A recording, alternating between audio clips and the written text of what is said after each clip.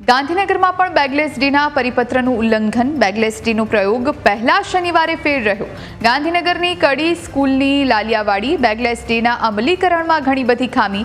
મોટાભાગના વાલીઓને સ્કૂલ તરફથી કોઈ સંદેશ નહીં. શિક્ષણ વિભાગનો પરિપત્ર હોવા છતાં ફિયાસ્કો કેમ? મોટાભાગના વિદ્યાર્થીઓ બેગ લઈને સ્કૂલમાં પહોંચ્યા હતા.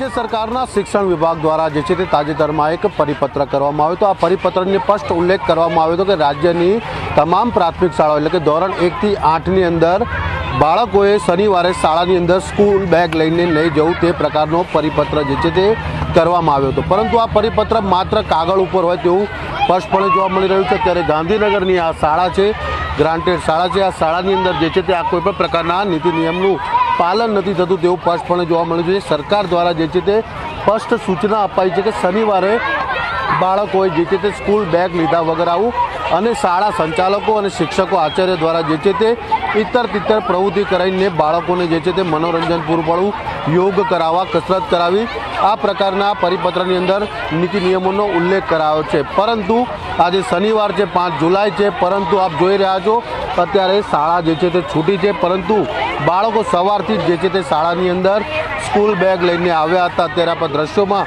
જોઈ રહ્યા છો કે જે સરકારે પરિપત્ર કર્યો હતો શનિવારનો કે સ્કૂલમાં બાળકો જે છે તે બેગ લીધા વગર જશે. પરંતુ આ પરિપત્ર માત્ર ને માત્ર નામ ઉપર હોય તેવું અત્યારે જે છે તે જોવા મળી રહ્યું છે. એટલે કે સરકાર પરિપત્રની સૂચના કરે છે પરંતુ તેનો અમલવાર જે છે તે થતો નથી. કેમેરામેન લાલા ભરવાડ સાથે મલ્હાર વોરા, ન્યૂઝ કેપિટલ, ગાંધીનગર.